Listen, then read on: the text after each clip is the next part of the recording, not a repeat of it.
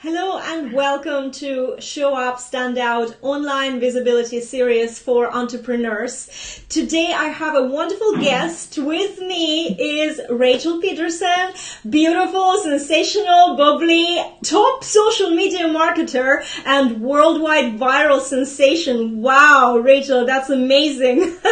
Rachel, Juliette, thank you. Yeah. I'm speechless sometimes, because you're such a lovely, bubbly person. And then when I start reading your, sort of titles, then it goes leading authority on storytelling through Facebook social media and Facebook ads. I'm like, poof. It's brilliant, because I love that you're very, when you're watching Rachel's shows or Rachel's videos or anything, Rachel's very real. Yes. Real, excitable, bubbly person. There's nothing fake about her, and I love it. So let me talk to you today and just find out the secret behind that, and how do you make it and stay authentic and have this energy. But before I go into that, and before we talk about your background, how is it to be a viral sensation and continue rocking it while having a baby? Oh my gosh. I have to be totally honest. Whenever I hear, first and foremost, when I hear that list of the accomplishments that I've been so privileged to have, it kind of feels like, wait, who's that really cool person that they're talking about? Because I just feel like I'm this big goofball. You know what I mean? I'm goofy. I love to be bubbly. I like to have fun. I like jokes. And when I hear that, it's like, oh my gosh, that's me they're talking about. That's so crazy. But, one of the things that's been really crazy about having gone viral, I had a piece that went viral worldwide, reached 11.3 million people, was shared, I believe it was 60,000 times. At first, it was really overwhelming. I'm just going to be totally honest. I wasn't used to that level of attention or publicity. And so at first, it was this is a lot to handle. And I still remember when a couple people recognized me based on it. And that freaked me out because that was the first time I ever felt like I was a little bit famous, And I remember thinking, okay, now we've made it. When someone recognized my husband from the pictures and they went up to him and they said, "Are you Rachel Pedersen's husband?" It was just really surreal and different. And now today, obviously I've gotten used to knowing there are tons of people who are going to be watching the things I do, the videos that I make, the things that I say. People are following the story of our lives. It's different, but I've gotten very used to it. And so there are times where it's okay, for example, having my baby and going through my third trimester and being exhausted, which is the opposite of how I am now. It felt very, very vulnerable. You know what I mean? It was I'm living this pregnancy with a lot of people watching. And I want to represent it well, but I also have to be real about the fact that I'm tired. I feel swollen. I feel like I'm not me. And so there was a part of it that I had to get used to the fact that people were going to be watching. And once I did, I realized I can just be me. And that's so freeing. It is a powerful thing, isn't it? Because when you stop trying to predict what they want from you and you're just going with the madness and the craziness and the tiredness and the problems and the good things, it always works out much better. I've seen this too. Yes. I haven't got a viral piece yet out, guys, but it's something is going to happen in the future, I'm sure. But so far, yes, what you see with these two blonde ladies, that's what you get, 100%. This is actually a second time that we had to reschedule the interview because our interview was scheduled the day after Rachel had a baby. And I was there, and she didn't cancel, so I was there thinking, this woman is going to have a baby and then come and do an interview with me. What is going on? And yes. it was almost true because you kept posting, you kept, you never stopped. Your presence online didn't stop because you had to have a baby, which I totally support. Because it wasn't. Thank you. It wasn't like something that you're sort of pushing your family aside and you're doing this for money or something. It was so natural. People are following you. People who follow you are genuinely interested in a way. This is a weird thing, but they are. They have this interest in what's going on with you. They care, and it was nice to watch this. And we were all watching you going into the hospital, and all these things. And the baby was born. We were all very happy. It's an interesting thing. What does the family mean to you? Oh my gosh. So I have an amazing family. I have two daughters. I have a 7-year-old and a almost 4-year-old. And then obviously Dominic, who's brand new, he's 1 month old. And then my husband, Paul. And family is everything to me. It's one of the craziest things that I experienced was how easy it is to get caught up in work and business. And this was an interesting progression over the last couple of years because in my heart, I was like, my family is everything to me.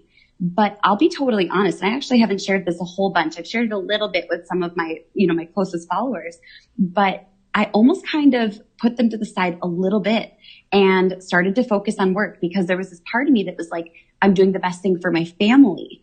And while my intention was right to provide for my family, to create this awesome lifestyle, they kind of got a little bit forgotten in the process.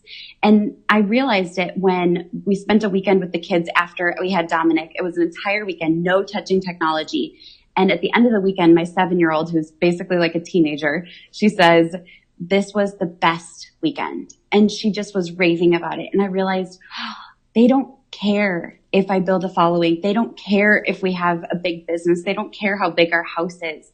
They just want more of me. And so my family is absolutely everything. And there was a real journey to figure out what does it look like to give them what they need. And what they need isn't what I always think that they need, but they're everything to me. I mean, everything.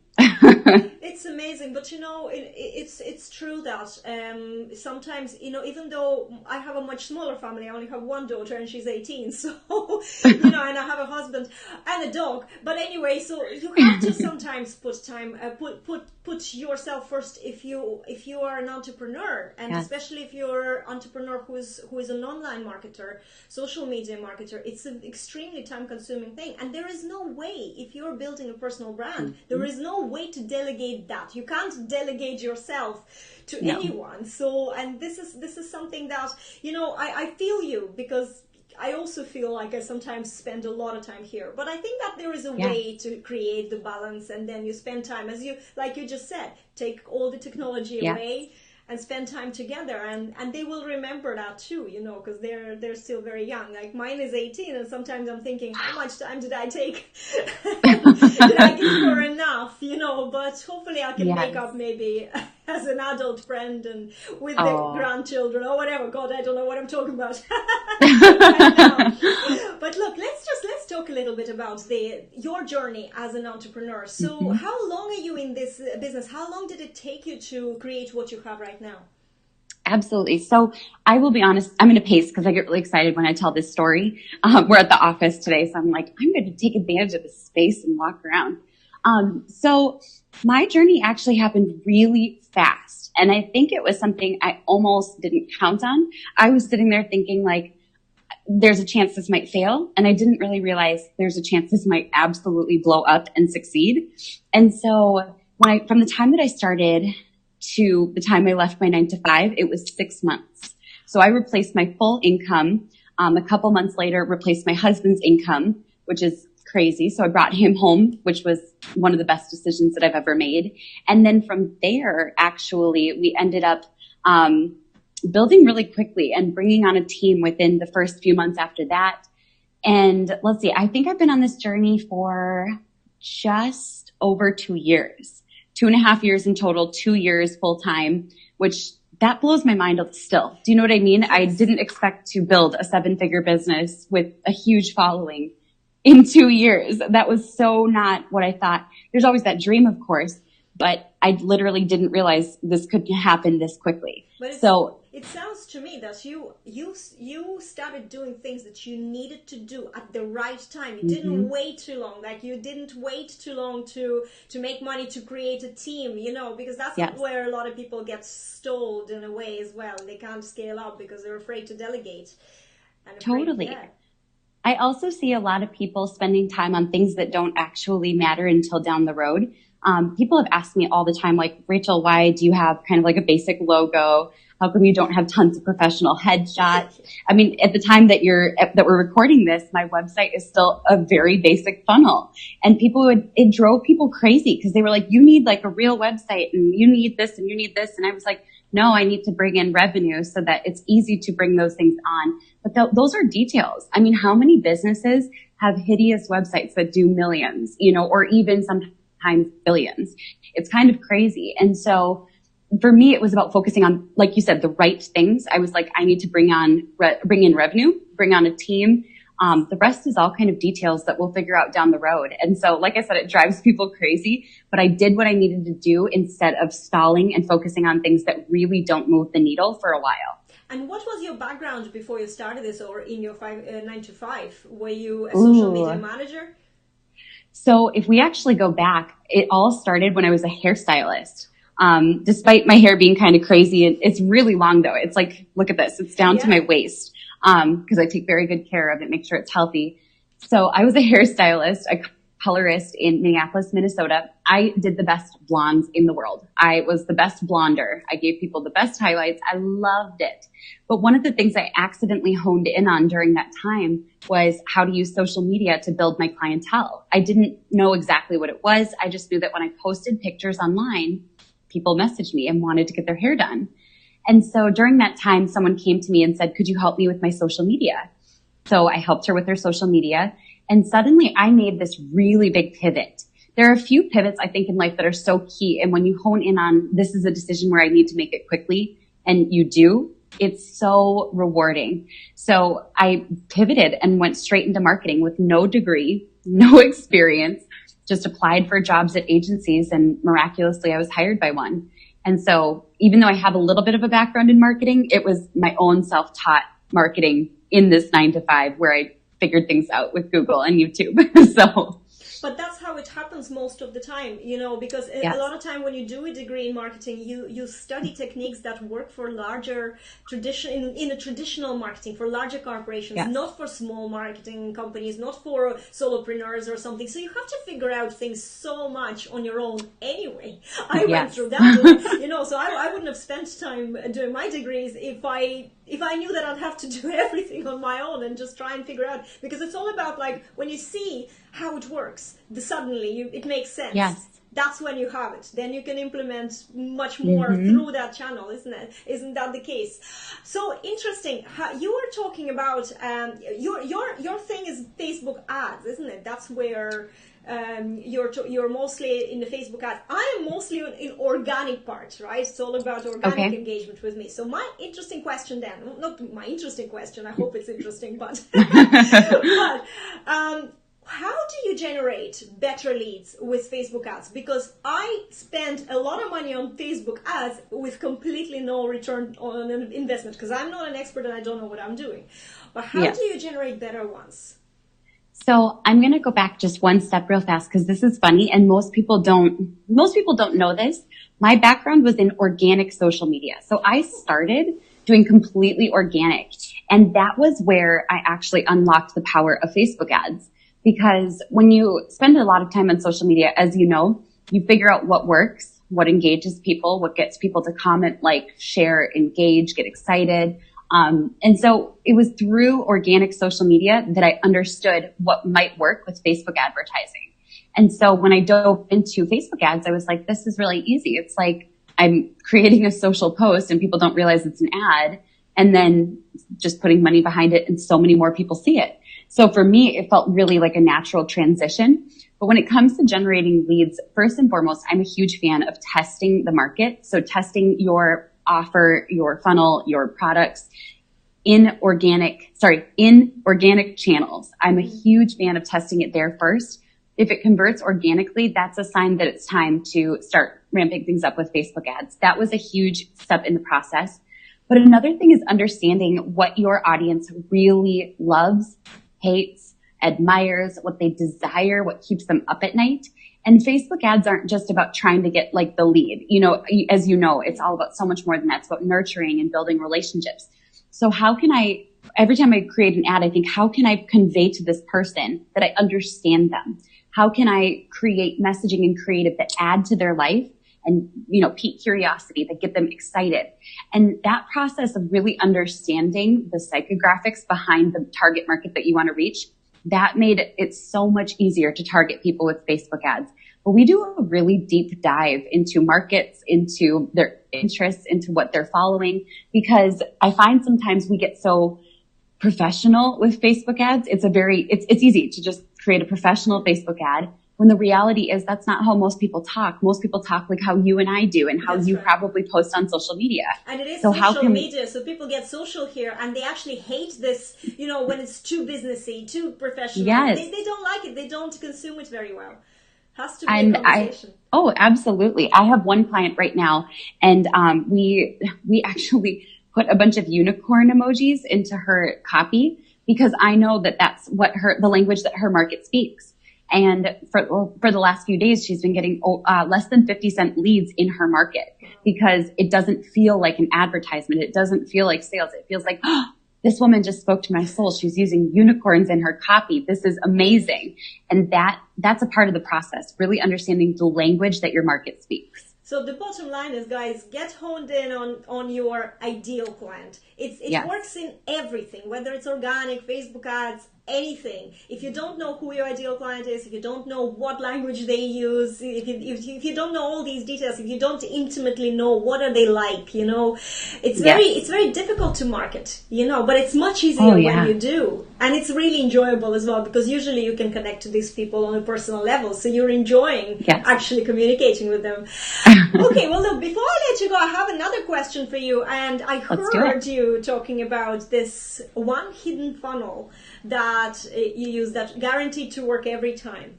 And I was hooked. You had to know, right? Yeah. So the one hidden funnel is kind of counterintuitive. It's not something you can get in a marketplace. It's not something that someone else can build for you. It's something that's a little, like I said, it's different. The hidden funnel is actually relationship.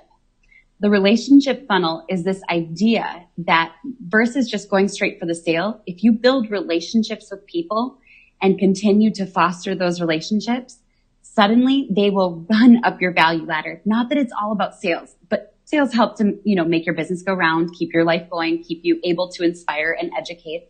And so I came up with this idea of relationship where we're not just always selling to people. We're delivering value, caring about their lives, getting to know their names and their faces. And it kind of goes back to what we were just talking about, knowing your market intimately, but actually recognizing them as individuals whenever possible. And that was what I did from the beginning. So even though I didn't have a lot of money for Facebook ads, even though I wasn't an expert funnel builder, and honestly, my funnels are still kind of ugly. I'm just being totally honest. I haven't changed them because they convert, but that relationship kind of acts as like this gloss over everything that makes it so much easier. So people get to my funnel, and versus me being a stranger who's just trying to take their money, I am now Rachel Pedersen, who actually cares about them and their lives and their results. So they kind of go in and they ignore the fact that my funnel is kind of ugly. They've got blinders onto that, and they're like, I want the results that she can bring me, and I want to get further down her relationship funnel. I honestly think that people don't really care that much how the page looks or how I really don't. And I know on the other side, I come from a web design background as well. And yes, I can tweak this page until the cows come home. But really, the truth is that it doesn't matter, because if this page promises something that somebody wants, that's what's going to convert. And you're right. When you're creating these relationships, it's all about, does he or she get me? If they get me, then whatever they have might work for me because they get me. So they probably get the right way of doing this as well. And it's fantastic. Actually, that's a really, really good angle. Well done. Thank you. Very good. So before I let you go, you brought a gift for us. You have a gift for our audience. So I'm wondering if you can let us know what it is. And I'll put the link into the description of the video. Absolutely. So I have two different gifts that I can offer because I know that we might have different audiences in here. So I'm really excited to offer both of these. I have two. So number one, if you are a business owner who is looking to work with someone in marketing and you're like, I'm looking to bring someone on to help me with my social media, I have an entire university of people that I've trained in social media, and I would love to matchmake you with the perfect person who brings exactly what you need. It's a service that I do. I don't make any money from it. It's something that I do just to benefit business owners and social media managers. So I would love to do the matchmaking process for you. And the other gift that I have for you guys is if you are interested in learning how to become a social media manager, secure clients through that process, I have an amazing free training that actually teaches you the steps that I took to leave my 9-to-5. It's not one of those where you're sitting there waiting, and then it's a pitch at the end. It's a real value-based training. So that training is going to show you how to become a fully booked social media manager. And it's really fun. And it's going to be a different angle than anything you've ever seen before. Wow, well, from what we've just heard, I am sure it's going to be different. And I love it because, things about Facebook ads or any kind of ads, Google ads, Facebook ads, there is a lot of things that are very confusing, and if you don't have an analytical brain as well, this, all this can really put you off. But let's just summarize what you were saying. First of all, test all your whatever offers you have, whatever products you're selling, whatever you're doing online, test it organically before you go and spend any money on ads. And when that works organically, then you can use ads to create posts that build relationships. And exactly. Yes, and spend some money on that and create relationships, ask questions, talk to people's soul. You need to know who you're talking to, which is a great process. Yes. Actually, in fact, so and if you need any help with figuring out your ideal client, you can come to both of us. We both we both have our own ways to get clarity on this, and then you can start spending your money. But I think hire somebody like maybe one of Rachel's university members or people who know what they're doing as well, so they can help you if you're not very analytical. But only up to that. That's what I got from this interview. Am I right? Absolutely spot on. Perfect. Rachel, thank you so much for being my guest today. I really enjoyed chatting to you.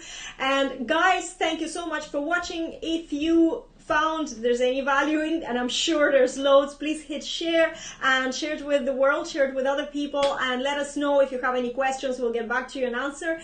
And again, thank you for watching and have a great day, everybody. Bye.